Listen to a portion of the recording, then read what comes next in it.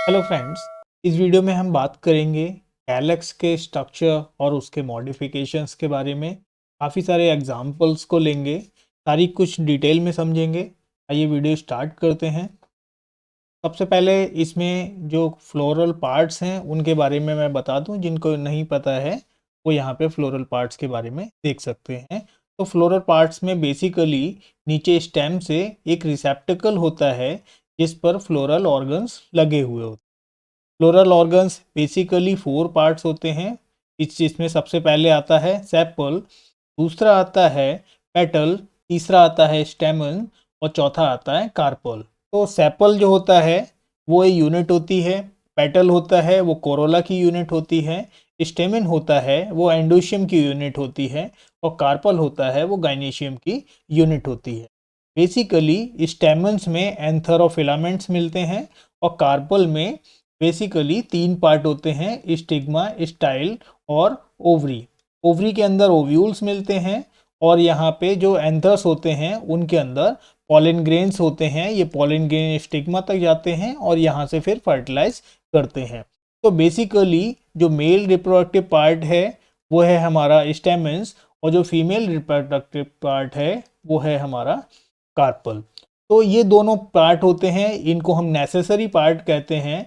और बाकी के दो जो प्रोडक्टिव पार्ट्स होते हैं, जो कोरोला का पार्ट है और ये कैलेक्स का पार्ट है, इनको हम एसेसरी पार्ट्स कहते हैं। नेक्स्ट हम समझते हैं कि कैलेक्स क्या है। यहाँ पे हम कैलेक्स के मॉडिफिकेशंस को भी देखेंगे। फ्लावर में जो आउटर मोस्ट वॉल होती है, यानी कि सबसे बाहर का जो पार्ट है, जिसको हम कली कहते हैं, यहाँ पर जो आप ये देख रहे होंगे ग्रीन कलर का ये दिख रहा है, इसको हम कहते हैं कैलेक्स। तो ये जो बना होता है पूरे को हम एक साथ में अगर कहेंगे तो हम कैलेक्स कहेंगे। और अगर हम उसका छोटा छोटा पार्ट लेते हैं, यानी कि अलग अलग लेते हैं, हम सिर्फ इतना हिस्सा ले रहे हैं, तो उसको हम कहते हैं सेपल। तो कई जितनी सेपल्स हैं उतने ही नंबर ऑफ सेपल्स कहलाएगा। वो सेपल किस तरीके से अरेंज हैं उसके हिसाब से हम समझते हैं कि वो किस टाइप के हैं। तो सबसे पहले इसमें आती है कंडीशन पॉलीसेपलस। तो इसमें है सेपल से सेपलस बना और पॉली का मतलब होता है फ्री, यानी कि जो सेपल्स हैं वो आपस में एक दूसरे से जुड़े नहीं हैं, एक दूसरे से फ्री हैं। यानी कि ये जो कंडीशन है यहाँ पे आप देख सकते हैं, ये जो कंडीशन है ये पॉलीसेपलस की कंडीशन है। सबसे पहला पार्ट यहाँ पे है, तो ये फर्स्ट पार्ट के लिए ये वाला है, फर्स्ट वाला फिगर है जो वो पॉलीसेपलस को दिखा रहा है।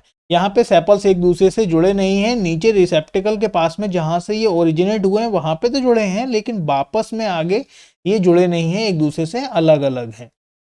तो ऐसी कंडीशन को हम कहते हैं पॉलीसेपलस कंडीशन। दूसरी कंडीशन आती है गैमोसेपलस। इसमें वर्ड आता है गैमो।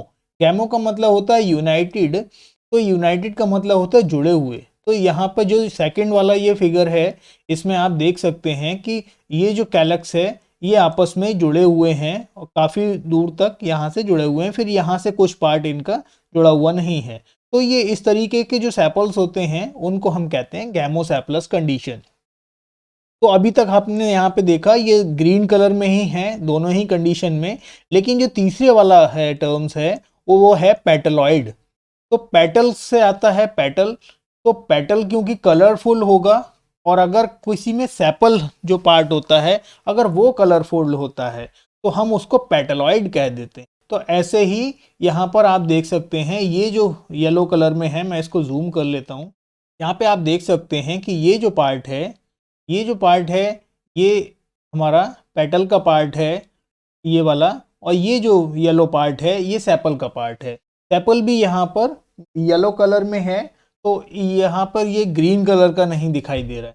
तो ऐसी कंडीशन में हम इसको कहते हैं पेटलॉइड। तो पेटलॉइड का मतलब है कि जब सेपल पेटल्स की तरह दिखाई देते हैं तो उनको हम पेटलॉइड कहते हैं, यानी कि वो सेपल कैसे होते हैं, कलर्ड होते हैं एक्सेप्ट ग्रीन। ग्रीन कलर का तो होता ही है नॉर्मली, ग्रीन के अलावा अगर किसी कलर का मिलेगा तो उसको हम पेटलॉइड कहेंगे। नेक्स्ट हम देखते हैं कि सेपल्स में कितने टाइप्स मिलते हैं। तो साइज के बेसिस पे अगर हम देखें तो रेगुलर और इरेगुलर, यानी कि अगर सभी एक जैसे दिखाई दे रहे हैं तो उनको हम रेगुलर कहेंगे, और इरेगुलर का मतलब है कि अलग अलग चेंजेस उसमें मिलेंगे। एक किसी अलग शेप में होगा, दूसरा अलग शेप में होगा, या एक जैसी शेप में सभी नहीं होंगे, एक आध कोई सैपल ऐसा होगा जो अलग सा दिखाई देगा। नेक्स्ट है स्ट्रक्चर। तो स्ट्रक्चर में बेसिकली वो किस टाइप का स्ट्रक्चर बनाते हैं, जैसे ट्यूब्यूलर है, अर्सियोलेट है, इनफंडिबुलिफॉर्म है, कैम्पैन्युलेट है और बाइलेबिएट। ऐसे ही हम उसमें देखते हैं मॉडिफिकेशंस, यानी कि कैसे कैसे उसमें मॉडिफिकेशन मिलते हैं। पेपस का फॉर्म है, होडेड फॉर्म है, स्पर्ड है, पेटलॉइड है या स्पाइनस है, और लॉस्ट या परसिस्टेंट। ये कंडीशन है कि कैडुकस है, डेसिडुअस है, परसिस्टेंट में मार्सिसेंट है और एक्रीसेंट है। ये कितने टाइप के हमें मिलते हैं, इनको हम डिटेल में समझ लेते हैं। तो सबसे पहले हम ले रहे हैं स्ट्रक्चर के फॉर्म में।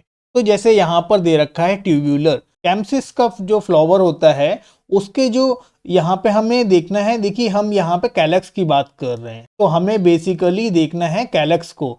ये जो ग्रीन वाला पार्ट है इस पे हमें फोकस रखना है, हमें इसकी बनावट देखनी है, ना कि बाहर के कोरोला की।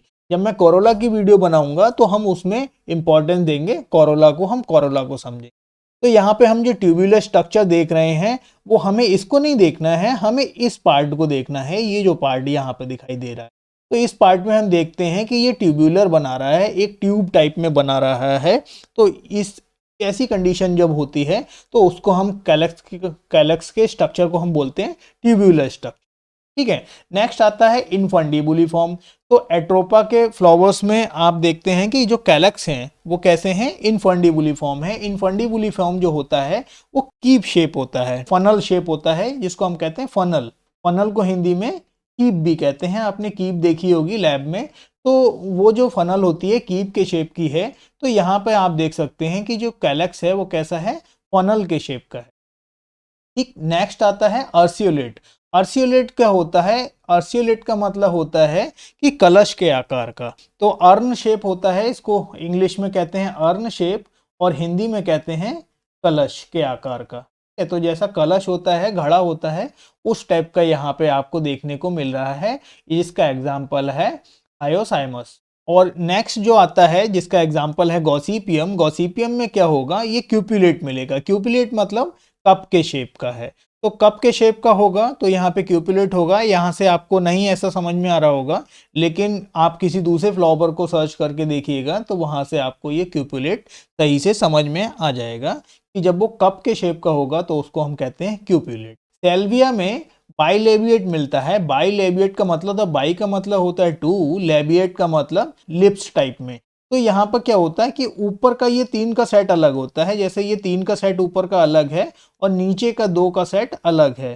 तो ये लिप टाइप में बनाता है, जैसे लिप्स होते हैं ना, होंठ होते हैं, तो उसी को हम कहते हैं यहाँ पे बाइलेबिएट। 2 लिप्स टाइप में बनाएगा, ऊपर का यहाँ पे 3 होंगे, नीचे 2 होंगे, या ऊपर 2 हो सकते हैं, नीचे 3 हो सकते हैं, तो अलग अलग बनाता है। तो ऐसी कंडीशन को हम कहते हैं बाइलेबिएट कंडीशन। ये जो कंडीशन होती है ये आपकी लेमिएसी और उसकी जो सिस्टर्स फैमिली हैं जैसे कि स्कोफ्लोरिएसी है, उनमें ये कंडीशन देखने को आसानी से मिल जाती है। तो सबसे पहले आप अगर कॉमनली देखना चाहते हैं तो आप ऑसिमम में देख सकते हैं, यानी कि तुलसी में भी देख सकते हैं।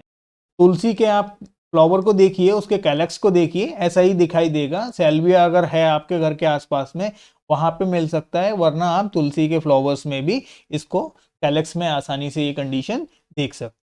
नेक्स्ट है लेथायरस। लेथायरस में कैम्पैन्युलेट मिलता है। कैम्पैन्युलेट का मतलब होता है बेल शेप। तो बेल शेप यानी कि घंटी के आकार का जो होगा, जब ये घंटी के आकार का होगा, ये बेल शेप में दिख रहा है, इसको आप उल्टा करके ऐसे देखेंगे तो ये घंटी के आकार का दिखाई देगा।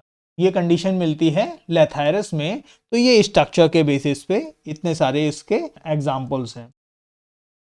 नेक्स्ट हम समझते हैं मॉडिफिकेशन। मॉडिफिकेशन में क्या होता है कि उसमें कोई चेंजेस आ जाए, नॉर्मल कंडीशन ना रहे, जैसे नॉर्मल्स होते हैं उनके अलावा कुछ अलग से उसमें मॉडिफिकेशन या कुछ बदलाव आ जाते हैं। तो जब वो बदलाव आ जाते हैं तो उसके बाद में उसकी शेप जो होती है वो थोड़ी डिफरेंट हो जाती है। उसी शेप के बेसिस पे हम उसको यहाँ पर समझते हैं। तो सबसे पहला है डेल्फिनियम में, जिसको कॉन्सोलिडा भी कहते हैं। पुराना नाम डेल्फिनियम था, नया नाम कॉन्सोलिडा है।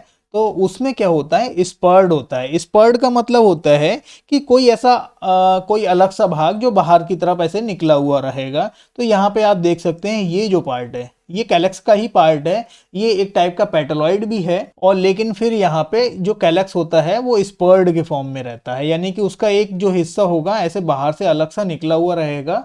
बाकी सारे कैलेक्स एक साथ में रहेंगे, लेकिन कुछ पार्ट अलग सा ऐसा निकला हुआ सा रहता है। तो ऐसे मॉडिफिकेशन को हम कहते हैं स्पर्ड। ठीक है, नेक्स्ट यहाँ पे है पेटालॉइड। तो मोसंडा के फ्लावर्स में आप देख सकते हैं कि पेटालॉइड कंडीशन मिलती है। वैसे पेटालॉइड आप डेल्फिनियम भी लिख सकते हैं, वहां पे भी पेटालॉइड ही कंडीशन है, लेकिन यहाँ पर आप इस एग्जाम्पल को लीजिए। यहाँ पर क्या होता है, ये जो बीच का जो पार्ट है, ये जो पार्ट आपको दिख रहा है, ये पार्ट है आपका कोरोला का, ये कोरोला है। और ये जो पार्ट आपको दिख रहे हैं, ये जो दिख रहे हैं, ये हमारे कैलेक्स हैं। ये सभी सेपल्स हैं। सेपल्स को जोड़ के ही उसको हम क्या कहते हैं, सभी को मिला के अगर हम कहेंगे तो हम उसको कैलेक्स कहेंगे। तो कैलेक्स जो होते हैं वो पेटल के शेप में दिखाई देते हैं, यानी कि कलरफुल दिखाई देते हैं।